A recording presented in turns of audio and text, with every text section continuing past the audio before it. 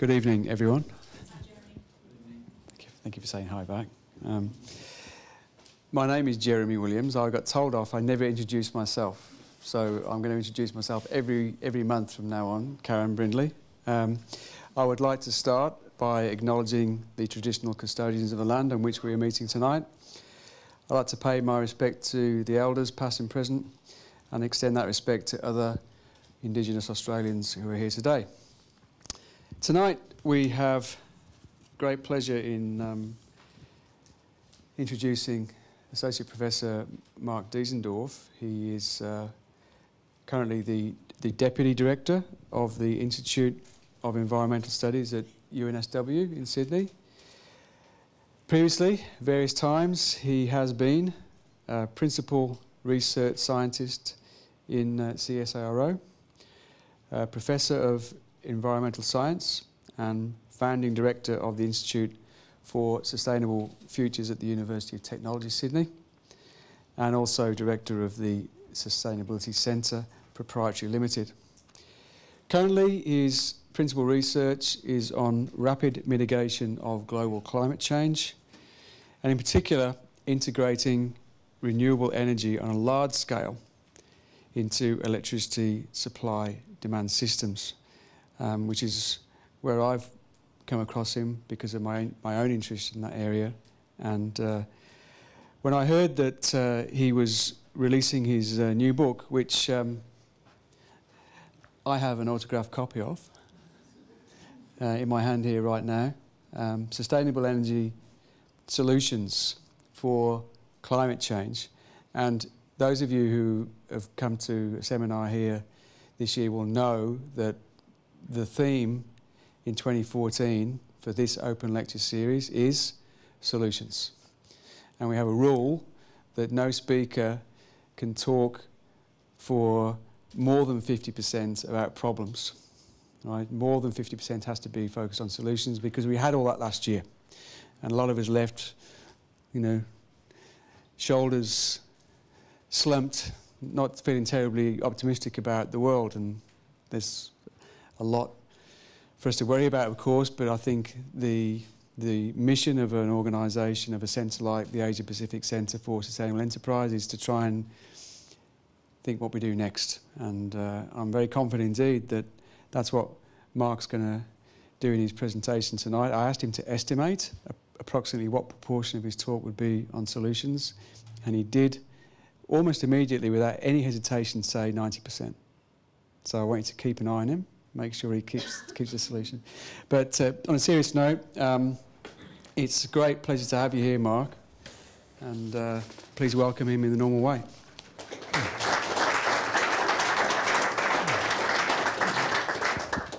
Well, thank you very much, Jeremy, and thank you to Jeremy and Karen from the Asia Pacific Centre for Sustainable Enterprise for organising this event, this open lecture. It's a great pleasure to be here. It's some years since I've been in Brisbane. See if I can use this machine. So I'm going to talk about the theme of my book, which is Sustainable Energy Solutions for Climate Change. But first, I guess I had better say something about why, very briefly, we need to do that. And it works. This is the Rongbuk Glacier in the Himalayas, and the top picture was taken in 1968, and the bottom picture almost from the same location in 2007. And you can see that whole section of glacier has disappeared. Now, this is not cherry picking. 95% of all glaciers on Earth are retreating, and that's not surprising because the Earth on average has warmed by about 0.8 degrees Celsius in the past century. But of course, warming at high latitudes is much greater than that.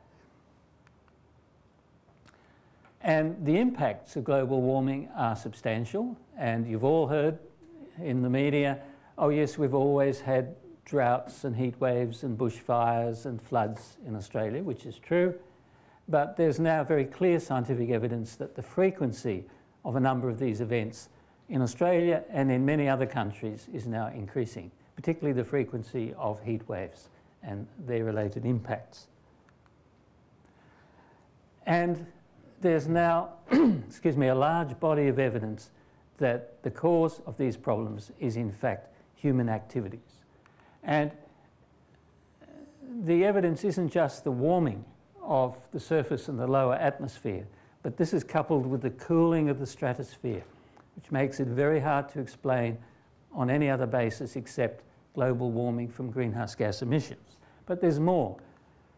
Nighttime minimum temperatures are rising faster than daytime maxima. Northern winters are warming faster than northern summers. Solar radiation can't explain this. It's been approximately constant over the past 50 years, apart from the well-known 11-year cycle, which is a very small variation.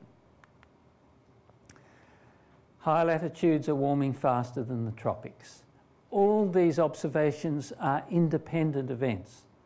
Okay, they're not all dependent on the first one. So what we have is a fingerprint. It's not a single line or a single spot on the finger, but it's a whole set that make up a fingerprint. And that fingerprint identifies a criminal. And the criminal is not the sun, and it's not cosmic rays, but it's us. Or more specifically, it's some of us, especially some of the very large corporations.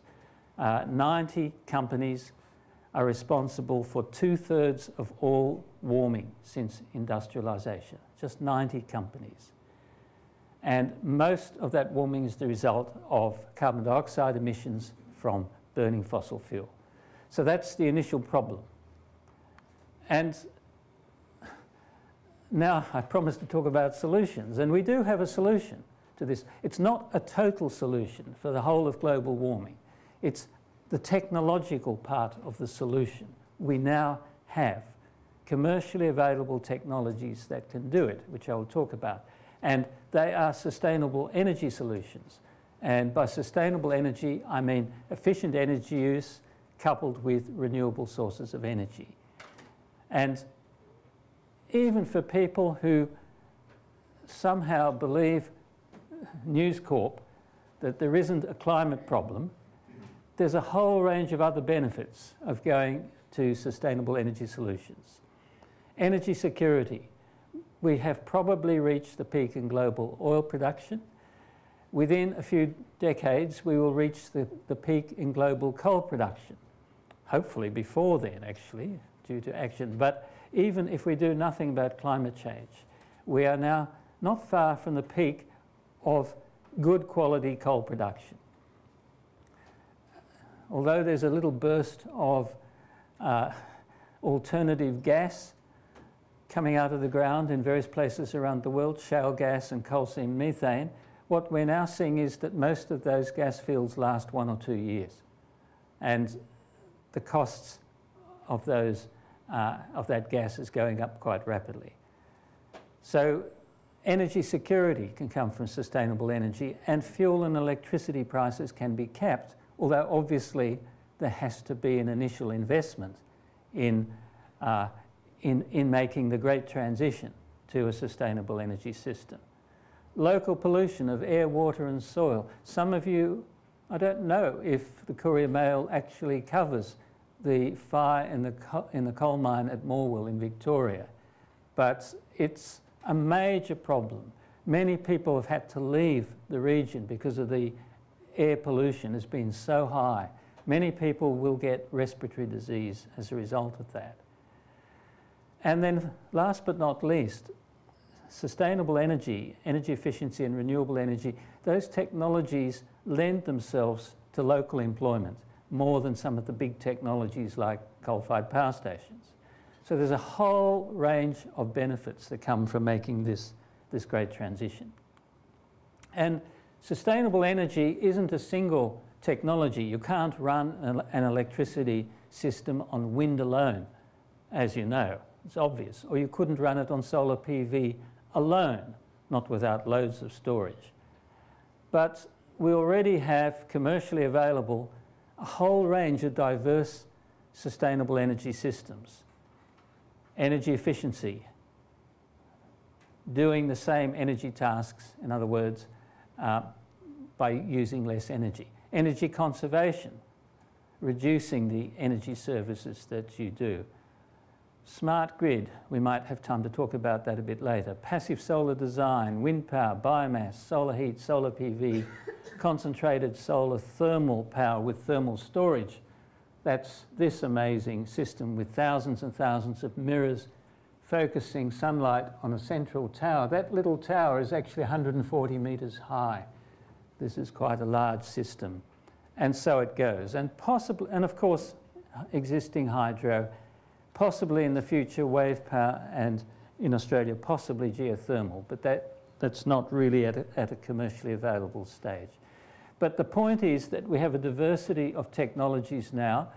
Most of these are commercially available, and they have different statistical properties. So when you put them together, you can get a highly reliable system, as I'll demonstrate in a moment.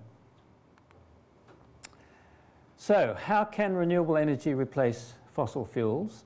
Well, electricity on the top left currently mostly comes from burning coal, of course, and it's responsible for about 35% of Australia's greenhouse gas emissions. And I'm going to argue that it could be supplied entirely by renewable sources within a few decades. Transport, currently mostly oil, is about 14% of Australia's greenhouse gas emissions, and there the partial solution is electric vehicles for urban transport and for intercity high-speed rail. The problem with transport is rural vehicles and aircraft, and at present the only tentative solution is using biofuels for these transport sources. It's possible that the plane I flew up on was partially fueled on a version of biodiesel. Qantas is certainly flying some aircraft on that. So that's more problematic. Heat, non-electrical heat, currently mostly coming from gas, some from coal, about 17% of Australia's greenhouse gas emissions. We can get low temperature heating and also air conditioning from solar heat and heat pumps, electric heat pumps, and high temperature heat from renewable electricity. So what I'm saying here is that in a sustainable energy future, electricity will play an even greater role than it does now. It will be making quite significant contributions in heating and cooling and transport. And for that reason, I'm going to focus on electricity and still aware that there are some issues there, particularly with some types of transport. I should also say that I don't believe we can do everything and solve all our problems with technological change alone, but we're actually organising the FENA Conference on the Environment for 2014. I've just noted it on the board there, and that's going to be on the transition to a steady state economy, because in the long run we have to stop this endless economic growth as well. But the fastest way to make the change now is to change the technologies. But in the longer term, we have to change the economic system, I would argue, and also we have to stop growth, not necessarily economic growth in terms of GDP, but that may have to be, but more in terms of growth in the use of energy and materials and land and population. Okay. Now, renewable energy in public opinion polls has enormous support still. Vast majority of Australians support renewable energy, and many of them are supporting it by buying it. So we now have over 1 million solar households, 3 gigawatts, 3,000 megawatts of solar PV power on rooftops, and it's still growing despite the fact that government policies have been trying to slow it down. So at the federal level, the review of the renewable energy target has commenced. The chairperson of the committee is a denier of climate science. Most of the other committee members are fossil fuel supporters. The review will be held in camera with no public input. It says it all. A review of the alleged health impacts of wind farms has been announced. It's about the 20th review that's been held around the world. The whole thing is a sham, and we can talk about that later, but it serves to create doubt in the minds of gullible people, somehow that they're not sleeping at night because there's a wind turbine several kilometres away, and so on. The Australian Renewable Energy Agency, which funds research and development and some demonstration of renewable energy, has been cut by $800 million by the present federal government. But to be fair, the previous federal government, the Labor government, also cut it, but not by so much. The Clean Energy Finance Corporation, which plays a vital role in levering finance for renewable energy in particular, excuse me, it's levering so that every dollar invested by the CEFC is levering investment by private investors of at least 5 to 8 times the amount invested, and it's making a profit. It will be closed down if the government has the numbers in the Senate after 1st of July. State governments have cut feed-in tariffs, as you all know, for residential renewable energy. In Queensland, if you live in a rural area, it's going to be shrunk to, I think, 6.3 cents a kilowatt hour, which is incredibly low. In the southeast, I think, well, it's voluntary feed-in tariff, I believe, in the southeast, but they're recommending a somewhat higher level, around 8 cents a kilowatt hour. Most of you would be paying at least 25 cents a kilowatt hour for the electricity you actually buy. Then there are all these myths against renewable energy, which I'll talk about briefly and which are discussed, which are busted basically in my book, being spread by supporters of really vested interests, and that goes on continuously. And the attacks on renewable energy are just part of attacks on climate action altogether, such as the announcement that the carbon price will be terminated if the government has the numbers. The Climate Commission, which advised the public, has been closed down by the government, but a new Climate Council has been created by crowdfunding from the community, which is fantastic. The Climate Change Authority, which advises government on climate science, will be shut down. Now, any one of these measures, if it occurred, just a single measure, you could say, well, as usual, you know, the government is ignorant or incompetent or so on. But when you look at this lot and that lot, it's quite obvious that we're faced with a campaign, a concerted campaign against renewable energy. And so the challenge then is for those who are concerned to get the message out.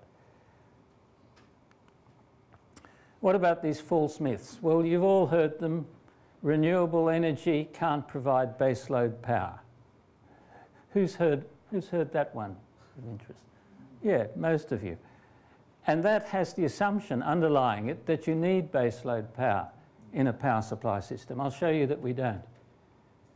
Renewable energy is too variable intermittent to make the predominant contribution to grid electricity supply.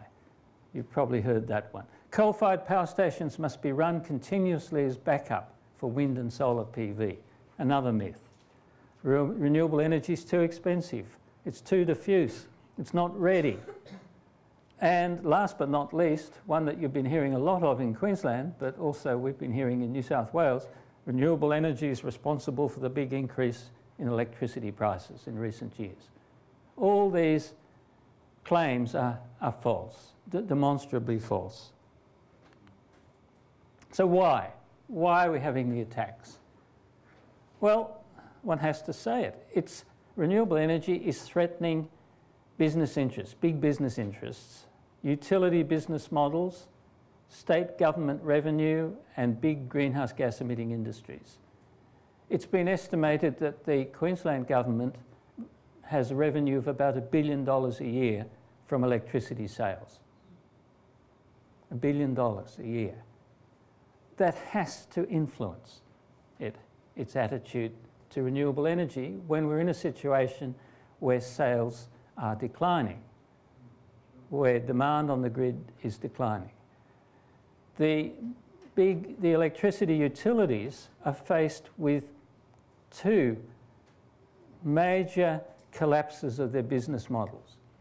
First one, at the top, operates at the wholesale level. So this is the level of the big generators, and it's called the merit order effect.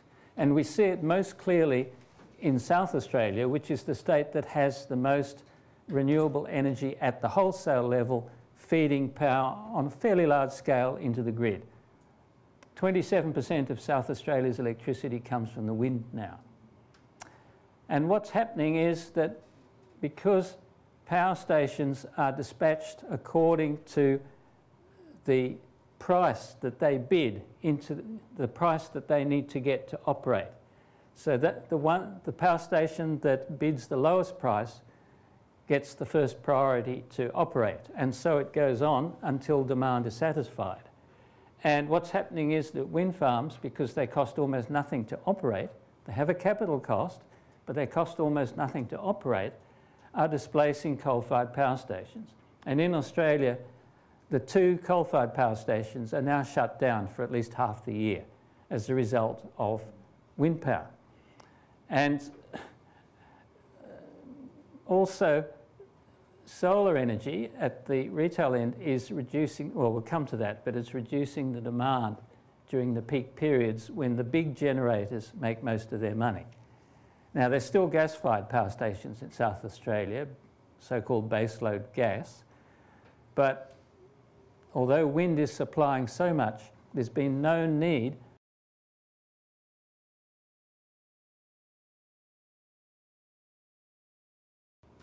Interesting. So the wholesale level, you've got this merit order effect, and it's not just seen in South Australia. It's seen in Denmark, it's seen in Germany, it's seen in most countries where renewable energy is now contributing a lot to electricity at the wholesale level. It's reducing the wholesale price of electricity quite dramatically, in South Australia especially. And that reduction, if it was passed on to the retail price, would create a lot of enthusiastic support, but it's not being passed on. The second effect occurs at the distribution and retail level, so local distribution and retail sales, and it's sometimes dramatically called the death spiral. And what happens is that as people put solar PV on their roofs and increase as the electricity price goes up, so they use electricity more efficiently, then the demand for grid electricity is reduced. So the first reaction of the electricity industry is to lift the price of a unit of electricity because they're selling fewer units. And if they do that, more people put on solar and more people reduce their improve their energy efficiency. And so you can see it's a death spiral for the business model. So at present, though, the electricity distributors and retailers have another solution. Obviously, they can't keep lifting the price of a kilowatt hour of electricity. So what they're doing is what the fixed telephone companies did. They're increasing the fixed charge that you pay for electricity. So your electricity bill has two components. It has a fixed charge that's sometimes called a supply charge, and that's independent of how much electricity you use. And then they have an energy charge which depends on how much energy you use. So they're lifting the fixed charge. I still have a fixed telephone, a landline, and my phone bill is $39.23 a month. It doesn't matter how many calls I make. It's all fixed charge. So they can do that. They can avoid the death spiral for a little while until batteries become cheaper and cheaper and people can start disconnecting from the grid. So these are some of the issues, and the result is that utilities and big business and even state governments are working very hard to stop the growth in renewable energy. You get the policies and you get these false myths about renewable energy and all these claims that it's causing enormous costs and so on. Okay, so how do we bust these myths? Well, there's two ways, and I've already hinted at the first one, and that first one is practical experience. In South Australia, we already have experience with a large variable component of electricity generation. 27% of electricity coming from wind. It could be a lot more if there was a new transmission line joining South Australia to New South Wales, and maybe one joining to Queensland as well, because South Australia has still got huge untapped wind potential. Denmark has got 30% of electricity coming from wind, about 8% from bioenergy, from agricultural residues. And they are not having major problems handling the variability at that level. They're having some problems, but quite solvable problems. So that practical experience is already showing the way. The other way is the way that we're involved in at the University of New South Wales, and that is doing hour by hour computer simulations, trying to balance electricity supply and demand every hour, going through a year or more of data with supply coming from up to 100% renewable electricity. Now, there's been about 20 studies from different countries and regions around the world. It's hard to keep up with. Maybe it's 30 since I started this lecture.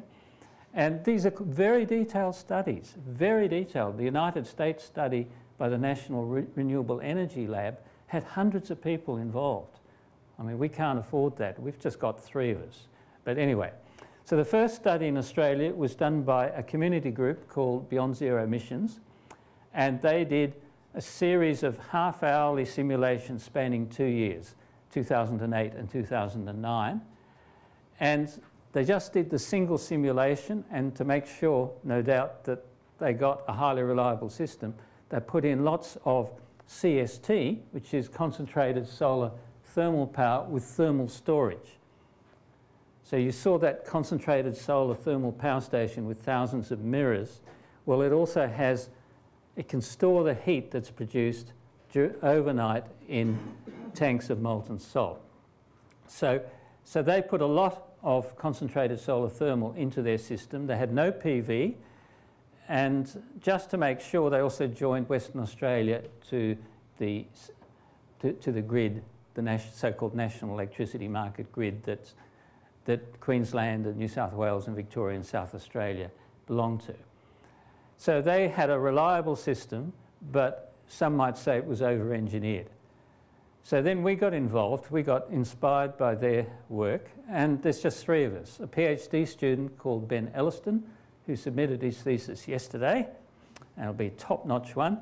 My colleague Ian McGill and myself involved as his supervisors. And Ben has done thousands of hourly simulations running through a year, namely a real year, 2010, with real data on electricity demand and real data on wind and sun. So we're trying to make this highly realistic simulation. It's not perfect. The transmission system is a very crude approximation, but it's not bad. And we've done a lot of additional things because Ben's computer program can do a whole year's data simulation of hourly data in a fraction of a second. We can do thousands of simulations, and we can change the mix of renewable energy sources. We can change the operating strategy for the electricity grid system, and we can find what is the economic, and we've also got dollar values on the costs of the different technologies and fuels where there are fuels. So we can work out the economics and what is the most economic mixture of renewable energy sources. And we've also put in 4 4 fossil fuel scenarios, some of which are low carbon, which I'll talk about. And then after Ben Elliston had done most of the work and published 2 of the major papers, the Australian Energy Market Operator, that's AEMO, did 4 renewable energy scenarios, but they didn't do any, they weren't allowed to do any comparison scenarios with fossil fuels. So these are just the Australian studies. Okay, so that's what we did. We looked at the national electricity market, which is this yellow area, includes Tasmania as well, although it has to be said that the transmission links between most of the states can't carry a lot of power. They are weak links. All the renewable energy technologies that we used in the simulations are commercially available now. They just have to be scaled up in size. Obviously, you can't buy all the technologies you want within 1 year to provide 100% renewable electricity. Okay, so what does it look like? Well, this is a week of data in summer, and this line here is the electricity demand, and the different colours are the different renewable energy technologies that are supplying that demand. So this dark blue is solar PV, and it's rooftop solar PV in the capital cities. The green is wind. The yellow is concentrated solar thermal with thermal storage. And you can see, because the PV has no storage, it just contributes during the summer peak in the daytime. And then the concentrated solar thermal, which has storage, contributes after that peak, mostly. Pale blue is existing hydro, and that's about it for summer. Base load is, if you draw a line through these minima, that's what the base load is below there. And then the peaks sit on top of the base load, just to give you the language. So in summer, there's no problem providing base load demand and no problem providing the peaks. Oh, and these peaks up here above the line, that's the wind energy that gets lost, that can't be used at present. But it could be used for pumping water or other things. In winter, it's more tricky. So this is a typical week in winter. And here you can see there's some times when the wind is low and the sun is fairly low, and we've got this brown in here. Now, the brown is what we use for filling the gaps. And we've found that the cheapest thing to use for filling the gaps at present is not lots of storage. It's what we call gas turbines. Now, before you shudder, I have to emphasise that it is fuelled on renewable gases produced from agricultural residues. And because the gas turbines aren't used very often, they only provide about 6% of the energy during the year, there's actually plenty of resource in Australia. Gas turbine is basically a jet engine. And it's very flexible. You can start, it's very cheap. The fuel's not cheap, but it's cheap. And the fuel's cheap. The fuel per tonne is not cheap, but you don't use many tonnes in a year. So the gas turbines come in and they actually help fill some of the potential gaps. There's other ways of doing it. We're not saying that's the only way. Okay, now we come back. Do we need baseload power stations? Now, the top diagram, the top graph, is a schematic diagram of electricity demand essentially from midnight to midnight in summer. And the peak you see is the peak that we used to get in mid-afternoon before people started putting solar on their roofs. And at the bottom, this light blue is the baseload demand. And in the past, baseload demand in Australia was provided by coal-fired power stations, which run continuously, 24 hours a day, 7 days a week, except when they break down, which they do from time to time. And baseload power stations traditionally were used to provide baseload demand. It sort of makes sense, but there's no logical reason why they have to be. And one of the problems with baseload power stations, coal in Australia, nuclear in France, is that they're not flexible. You can't vary their output up and down rapidly. Well, you sort of can, but it adds enormous costs on the system. So basically, they're happiest if they just run at full power continuously all the time. And because they have very high capital cost, they need to run all the time to pay off their capital cost. And then the flexible power stations sit on top to provide the peaks. And they are, in Australia, they are hydroelectricity which you can turn on and off very quickly, and gas turbines. Now, this is the new concept that comes not just from our research, but from groups, other researchers in Europe. And what we have here is we no longer have baseload and peak load supply, but we have variable and flexible supply. The variable supply, which sits at the bottom, is wind and solar PV without storage. So that fluctuates up and down. And of course, as you increase the amount of wind and PV, this will move up. And then in order to balance those fluctuations, you have flexible systems sitting on top, hydro, gas turbines, and concentrated solar thermal, thermal power with thermal storage. And it works. There's not a single baseload power station in there. Some people who are keen supporters of concentrated solar thermal power have claimed that it is baseload solar. And it does behave a bit like baseload solar in summer. But in winter, you don't get so much sunshine. And we find that the best way to operate it is up here is one of the flexible sources. So we don't need baseload power stations, and we can still get a reliable supply by a mixture of variable and flexible sources. And then there are additional ways of increasing the reliability of electricity supply. We've simply taken the existing wind farms and then scaled them up to meet a much higher supply of wind. But in fact, most of the wind farms in Australia are in the southeast. And they're in the same wind regime, whether they're in South Australia or in Victoria. They're essentially experiencing the same winds. So that's a bit of a disadvantage. It makes it quite variable.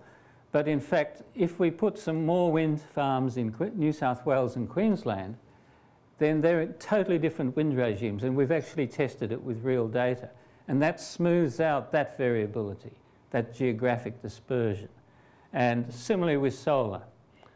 But then you may need some new transmission links, as I hinted before, to facilitate that geographic dispersion to smooth the output.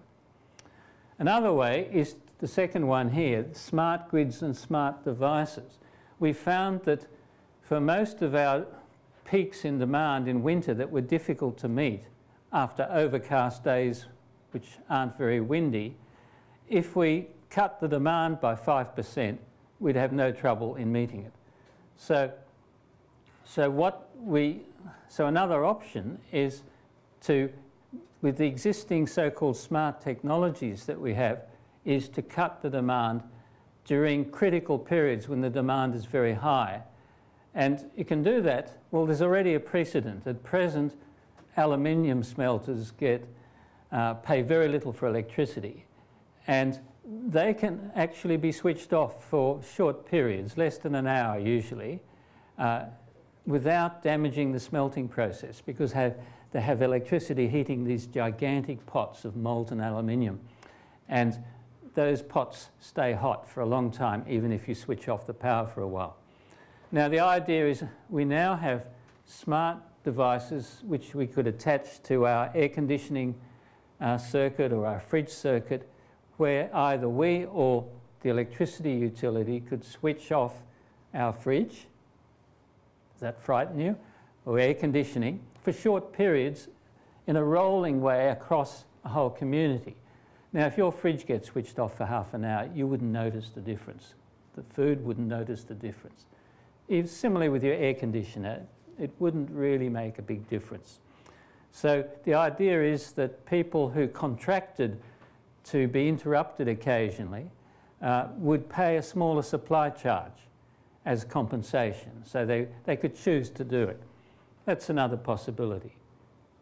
And then finally, one can give encouragement, incentives to people to have reserve capacity, because a biodiesel generator, which is useful for many things, there are many diesel generators in reserves all over the country in various businesses and so on. They could actually be paid to feed into the grid on those few occasions when necessary. And so it goes. So we can even make the renewable energy system more reliable. Okay, so what is our least cost optimal mix? Now, I haven't explained where the costs came from. So we've, in order so that we couldn't be accused of being radical greenies, we took the Australian government's own projections for the future costs of different renewable energy technologies and also fossil fuels. So basically, although we think that their estimates for renewable energy costs are too high and their estimates for fossil fuel prices are in the future are too low, we use their figures. And putting all those costs in, then we're doing lots of simulations with different mixes of renewable energy technologies. We found that the optimal mix, in this case with a 5% interest rate, is wind is nearly half. Wind is 46%, solar PV is 20%, concentrated solar thermal 22%, gas turbine 6%, and the year we did it for, there wasn't a lot of hydroelectric potential, it was about 6%. But some of these things will vary a bit. So, but look at this, wind 46%, solar PV 20%, that is 66%. 2/3 of the supply in energy terms are variable.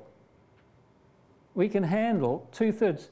All our simulations are constrained. They have to meet the reliability criterion, which is that the shortfall in energy supply must never exceed over a year 0.002% of the total energy supply. That's the condition on the national electricity market at present. So we can even do it with nearly half wind and a lot of PV and not a lot of storage in the system at all. And gas turbines playing quite a modest role. Okay, going to gallop through the remainder. Okay, we now did some comparison scenarios. 4 scenarios. We wanted to compare the economics of different fossil fuel scenarios with our renewable energy scenario and work out when does renewable energy, under what conditions can it break even. And we're using these very conservative costings from the Australian Bureau of Resources and Energy Economics. So we first considered an efficient fossil fuel system, which is replacing all our fossil fuel power stations in the existing system with the most efficient fossil fuel power stations that are on the market now. Okay, so the greenhouse gases are still unacceptably high. This is the national electricity market emissions in year 2000. You can see the most efficient systems cut the greenhouse gas emissions a little, but they are still huge. Then we looked at an all-gas scenario. CCGT stands for combined cycle gas turbine, so which is the base load, so-called, if you want to use that term, for gas, and then there are gas turbines doing the peaks in that system. So that cuts the emissions by half. Still far too high in terms of meeting any reasonable greenhouse target. Then we took 2 unproven technologies, carbon capture and storage with coal-fired stations and carbon capture and storage with gas-fired stations. Now, these are unproven technologies. You can't buy them, and you probably won't be able to buy them off the shelf for 15 or 20 years, if ever. But we thought we'd try to make an estimate. And because, so their emissions are low, much lower than the others. So they still might be a bit too high, but at least we're bringing the emissions down. Now, the problem is because these technologies don't exist commercially, we're not sure what the costs are. Nobody else is either. So what we did was we took a whole range of different figures for the costs of the technologies, the costs of the fuels, the costs of the carbon price, if there is a carbon price, and we just did lots of computer runs. And this is what we found. Okay, so for the efficient fossil scenario, 100% renewable energy can compete if the carbon price is between $50 and $100 a tonne. The current carbon price is $25 a tonne. but a sensible policy would gradually increase that to $100 a tonne. So this is far below most of the estimates from overseas. Now you might say, well, there's not going to be a carbon price in Australia. That may be. That depends on the balance in the Senate after July 1. But even if there is no carbon price, if we took the existing subsidies that go to fossil fuels away from those fossil fuels, then the 100% renewables would break even. So currently, fossil fuels in Australia are subsidised not just for electricity, but it includes oil for motor vehicles and so on. The subsidy is at least $10 billion a year. Now, if that $10 billion were taken away, and initially if it were given temporarily to renewables, the renewables would break even now, easily. So that's the first thing. Under two conditions, the renewables can break even. But remember also, we've taken these very conservative cost projections for renewable energy and also optimistic cost projections for fossil fuels, because the Bureau of Resources and Energy Economics in their first study, which we used, assumed that the future prices of fossil fuels in 2030 would be the same as they are now. The mind boggles. But anyway, that's what they assumed. Okay, second one is the all gas scenario, and the results of this comparison depend critically on the price of gas. Now, as I'm sure you all know, in Queensland, the price of gas has been skyrocketing in Queensland. And the reason for that is the exports of gas, that gas producers make more money selling on the world market at export prices. So your gas prices have gone up a lot, and they'll go up a lot further. And once they're at the export price level, and in fact in parts of Queensland they're already at that level, about $10 a gigajoule, there is no way that gas could compete with 100% renewables. No way, under no condition. Okay, wipe that. Now we're left with these carbon capture and storage scenarios for coal and gas. And what we've found here is that as I said, we varied all these costs, the technology costs, the costs of transporting the carbon dioxide once it's been captured to the repositories, which are going to have to be for Queensland down in the Bass Strait. So you've got to pipe the carbon dioxide thousands of kilometres. Similarly for New South Wales. What we found is that on all the reasonable cost estimates that we could make, it was only under fairly peculiar circumstances that carbon capture and storage with coal or gas could break even with 100% renewables. And the peculiar circumstances are that the coal-fired power stations where the carbon dioxide is captured have to be close to the repositories, the underground repositories. So maybe a coal station in the Latrobe Valley, which is very close to the repositories under the Bass Strait, maybe it might just break even, but even that's not sure with 100% renewables.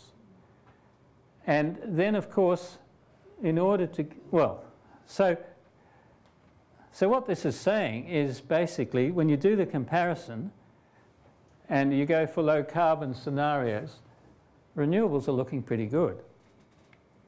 Nearly finished. So just trying to wrap up now very quickly. We've busted a number of myths about renewable energy, we and other research groups around the world. We don't need baseload power to meet baseload demand. The variable sources can do it as long as there's some flexible sources in the system. We can have variable contribution up to 2/3 of annual electricity generation, which is absolutely amazing. And that's not necessarily a limit. To go beyond that limit, we have to sort of think, well, have to look at our assumptions. Coal-fired power stations don't have to run continuously as backup. In fact, they're being replaced in South Australia by wind. Renewable energy is not too expensive because we've used very conservative projections for the costings. And the claim that renewable energy isn't ready is busted because we're only using commercially available technologies in our simulations.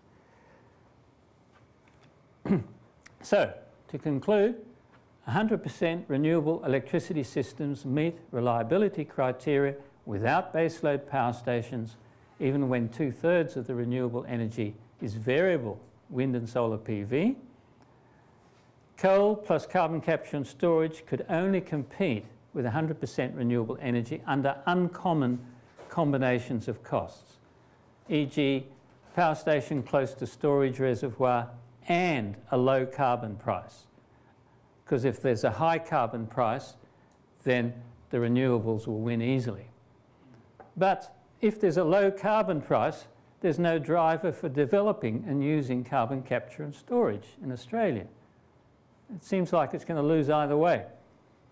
So it doesn't look like, if one takes climate change seriously, it doesn't look like there's any future for coal-fired electricity in Australia, with or without carbon capture and storage. And then the gas scenarios can only compete if the gas price doesn't rise to near export parity, and in Queensland it's almost there. So renewable energy is a good long-term investment. Okay, I'm going to skip the policy discussion, but you might want to talk about that in discussion.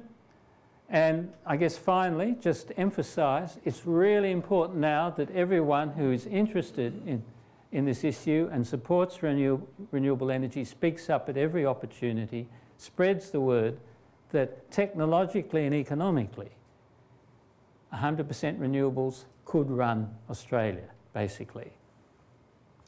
That we strongly reject the myths that have been circulated, that we campaign for positive government policies to expand renewable energy and energy efficiency programs rapidly. Of course, we try to make our own homes more sustainable in terms of energy. And if you already have a solar PV or other residential renewable energy systems, there is a group called Solar Citizens that I recommend that you join, because they are organising owners to oppose state and federal government policies which are designed to try and not only stop the growth of renewable energy, but to impose additional charges on renewable energy being fed into the grid, and to put additional constraints. So for example, in South Australia now, if you have solar PV and you install batteries, you're not allowed to get any feed-in tariff. It's extraordinary. So I guess I'm saying, Jeremy, there is a way forward. Technology can do part of it. The barriers are not technological now, primarily, and they are not primarily economic either. They are in the existing power structures that don't want to change. It isn't a fight between Labor and the coalition. It's a fight, as Green Senator Christine Milne said, we're now in a fight between the past and the future. The future is renewable energy. It's inevitable, but there's quite a fight going on. So, ladies and gentlemen, I hope you will join that fight non-violently and help us move to a renewable energy future. And if you want to read more, my book will be sold outside. Plug, plug, plug. Also, if you go to our website, the Institute of Environmental Studies website, the research papers can be downloaded from there as well, if you're interested at that level. So thanks very much for your patience, and let's have discussion.